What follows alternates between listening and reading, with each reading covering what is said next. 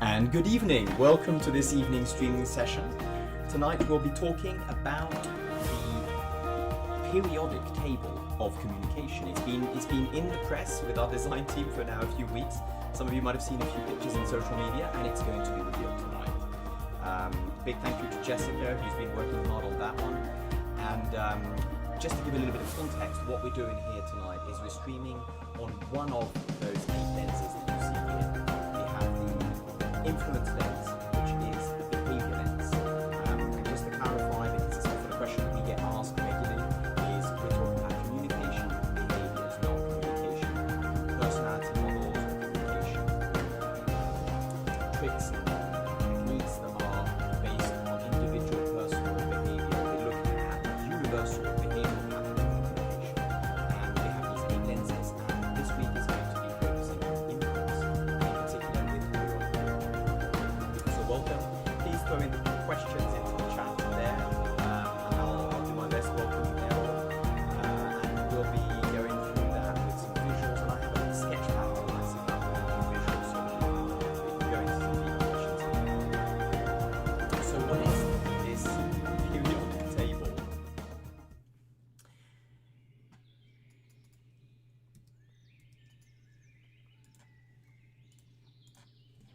So, this periodic table of communication is a way of looking at things on, I'm going to give you a bigger picture view of this. It's really just like, often we hear people saying, oh yeah, I didn't get on with that person. We didn't have chemistry. And it's often used as an excuse to actually justify why communication didn't go too well or why we didn't get on with a person. So we use this metaphor of chemistry, and we went through the empirical research that we did with several years of green elephants, looking at how people behave and breaking it down into small elements. And at the moment what you're seeing is obviously unreadable, it's too small. I'm going to be zooming in a second. There will be these colors coming back in again. So what you probably remember if you've been watching the YouTube channel is what is green, blue, red. But just as a quick recap so that you understand those color codings, what we're talking about here is the green, blue, red framework, which is something that Green Elephant's been working on for many years. And the idea of the green, blue, red framework is that we're looking at color coding not a personality, but color coding a particular focus of communication. So blue is basically focusing on oneself, or it's the anchor. If you're color coding a political speech, that's the person speaking. And if you're color coding green, it's focusing on the other. So when you talk blue, you talk about me, myself, and I. Talking in green is talking with empathy, talking about another person in a way that they can nod. Red is about the overlap, the common action, the common agreement, or the common action. So when we color code, it's very arbitrary because it depends on the anchor. So if you're color coding for a speech, you decide that you're color coding the speaker. But you can also then switch the color coding and color code from another person.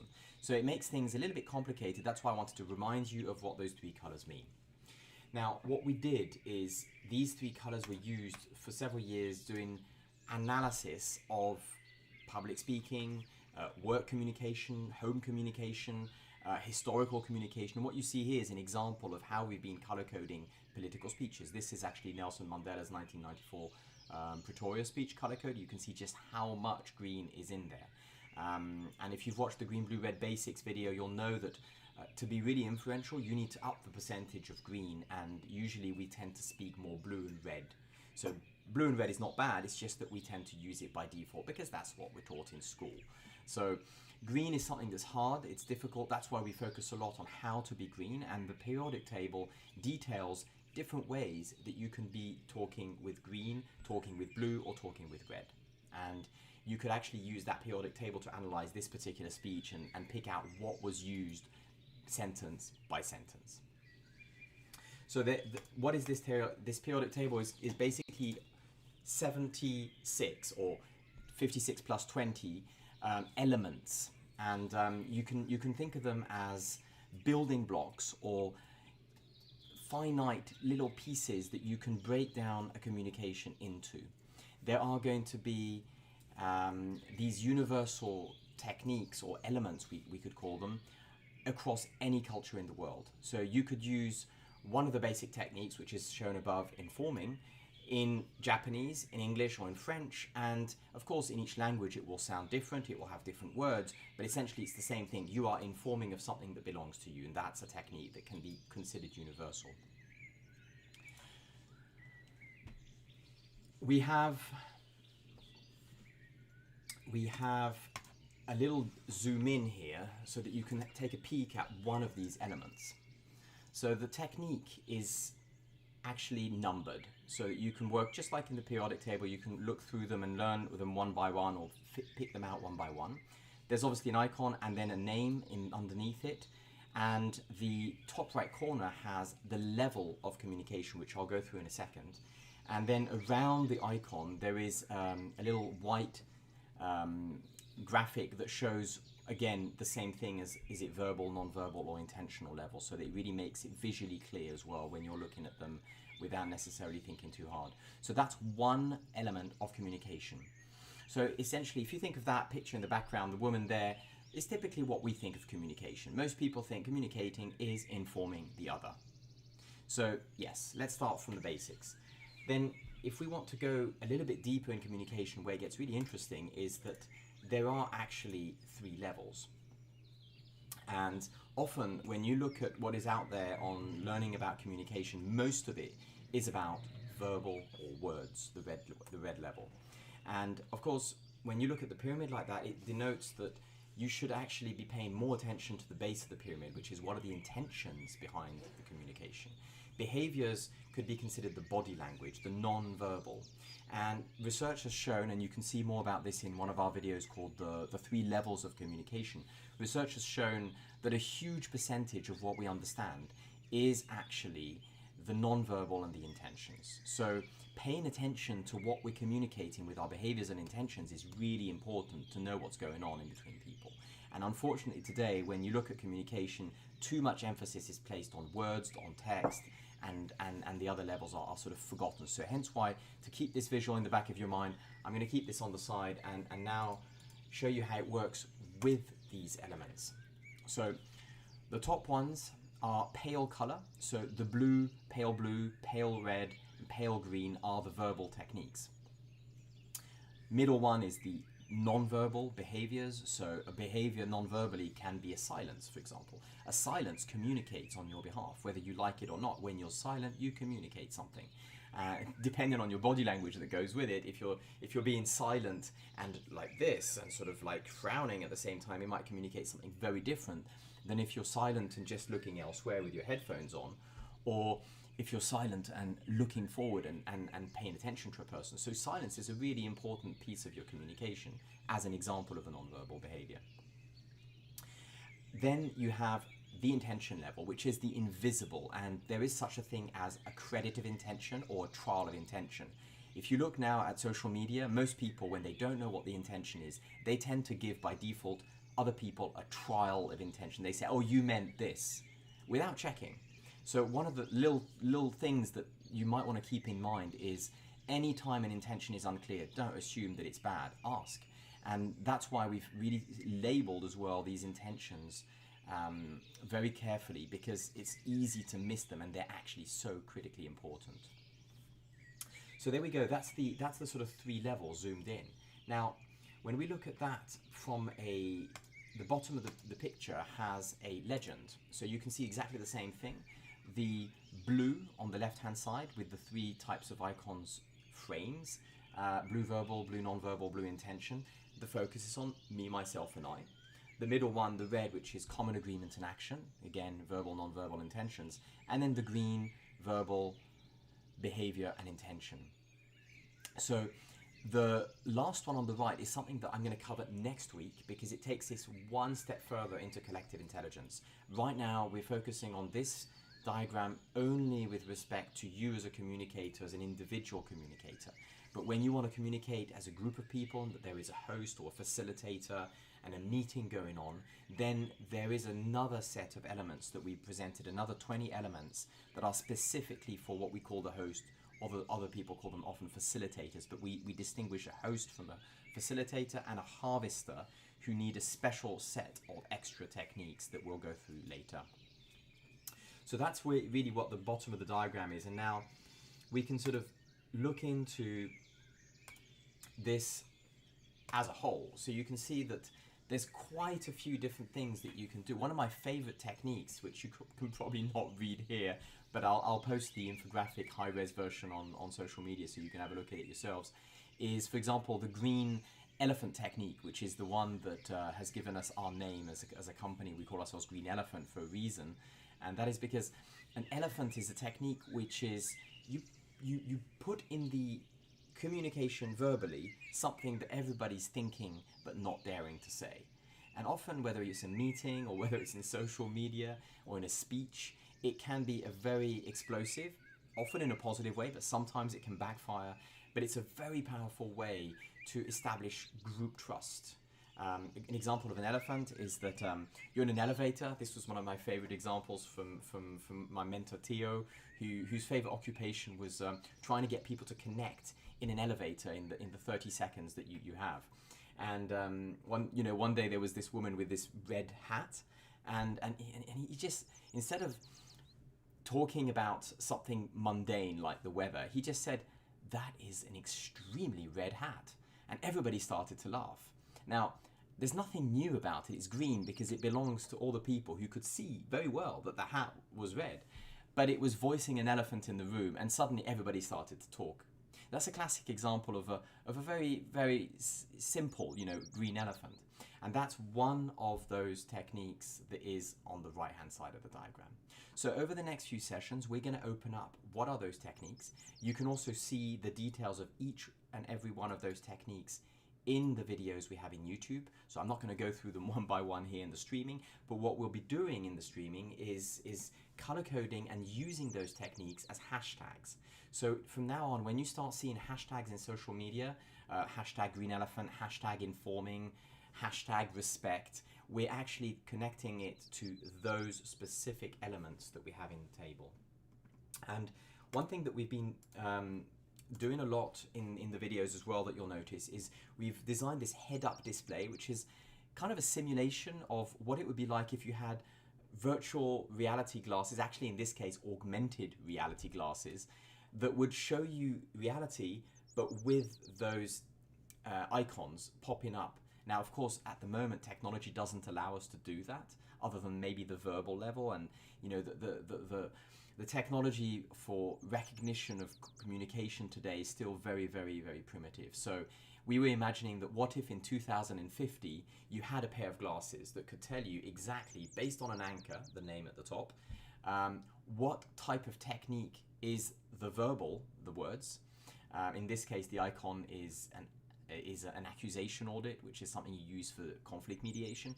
The blue behavior, so in this case, we're showing that the words are green, the behavior is blue, and the intentions are red. Why is that important? Because when those three levels are not the same color, there's a high chance of confusion, and also that the person is not being honest, or at least that they're not being congruent, not being aligned. So when you start to look at those colors on three levels, you start to read between the lines, and you start to notice things that others don't notice, like in job interviews. So we designed this augmented reality head-up display to be able to start really fine-tuning what we understand at those three levels: verbal, non-verbal, and intention level. So you can see those in the videos, and we have been analyzing a lot of these speeches, but also these day-to-day conversations with videos. So my invitation to you now, if you have any particular thoughts, Errol, Aspen River, or even Alan, if you're there, to actually think about what you would like us to color code, because we can color code in the streaming sessions here. We have plenty of text. I have a whole collection of speeches. At the moment, for example, this is the one from Nelson Mandela I had at the beginning that's color coded. But one thing that you could consider is, the best commencement speeches of 2020 could be something to color code. I'm actually at the moment thinking of color coding some of these commencement speeches. Oprah Winfrey, they're the usual names, Bill Gates, Obama, but maybe you have something that you'd like me to color code on Thursday. You have an email, maybe, or that you wouldn't mind showing publicly, or perhaps you have a website that you think is really good, or a piece of ad copy that you thought was really interesting. So please do suggest things. I will happily take those, and if they're politically correct and they are able to be used, then I will happily color code them for you.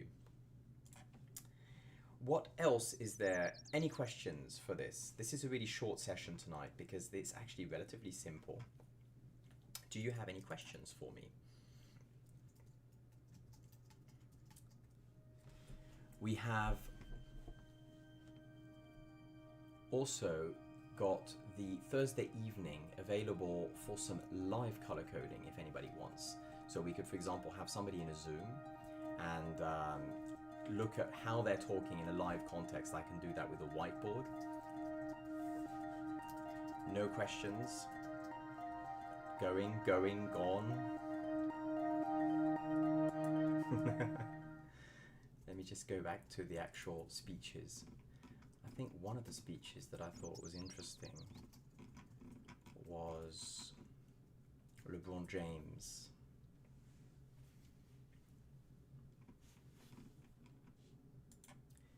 Thank you, Eero. Yes, you had a question about how would you suggest using the periodic table in practice? Yes. We have... That's interesting. My Google Chrome has just disappeared. Classic. There we go. I'll open it again. So, in practice, I'll open the periodic table again. In practice, there's three things you can do. You can, first of all, you can use it to analyze, obviously. So you can start looking at what you're doing, so understanding. You can, for example, if you've seen these hockey softwares that are used for live color coding, there's a load of these tools that people use when there's a live match, and they're actually doing live color coding of videos. Now, we've actually played with those as well in workshops, so you can analyze. The other thing, and that takes a bit of practice, obviously, because you need to detect them, and we're currently building a set of cards, flashcards, that you can use with each one of those techniques. And when they're out, you'll be able to use them on the table. So that's one thing, and understanding. Transforming your own communication, obviously, because you can start looking at, okay, what could I do differently? Now I use blue. Okay, what could I do if I was to be green? How could I answer this differently? How could I use a green question instead of a blue question? You know, a blue question is a leading question, so you might want to use a green open question, and you look at the periodic table and think, if I open up a detailed one so you can see them better, you can always look at the equivalent technique in a different color. So if you're using a typical blue technique, you might think, how could I do that in a red or a green way? So you can use that to transform your communication. And the third thing you can do, of course, is to use it to be more influential. So let's imagine that you are preparing a social media post, or that you're writing an important email. You can actually start listing and bullet pointing what are the key elements with those in that email. What are you going to say? What's the key thing? You need to start with an accusation audit when somebody for a project. You need to start with an accusation audit which says, you know, in a way, you probably think that this is unacceptably late, and you voiced that, and suddenly that reduces the emotional tension in the reader's mind. And then you might continue with the blue informing. So you can use them to bullet point communication and write structured communication without getting lost in prose and getting really clear and simple messaging. So you can use it for influence. So those are three very simple things you can do with the periodic table. And obviously it's a summary. Those who you like collecting, you know, card collectors, you can also use it as a way of checking that you've actually covered all of those different techniques in a learning journey. When we do these Jedi trainings, people tend to look at them and go, okay, check, I've learned this one I understand, this one I can't use, this one I've learned how to use. So thank you, Errol, for the question. I'll post this, I will post it in Instagram, and there will be also another round of posts probably next week in LinkedIn and Facebook. At the moment, you actually find them there already. I put them already this morning. But we'll put some higher res versions in Instagram, and there will also be the individual techniques in Instagram posted regularly with examples, so you'll get to see this plenty of times, and then you can refer back to this video when you don't know what they mean. Thank you very much all. This is the end of our session. As I said earlier, if you have any particular examples that you would like us to analyze, please send them over by email, direct messaging in any of the social media channels of your choice, and I will do what I can to color code them on Thursday. Oh, Anu mentioned as well, yes, we have now a web store in Twitch that has a mouse mat, well remembered Anu, with the actual visual that you have there as well. I think it's pretty cool because you're going to have it just there on your table. So have a nice evening all, and look forward to seeing you next on Thursday at 8 o'clock finish time.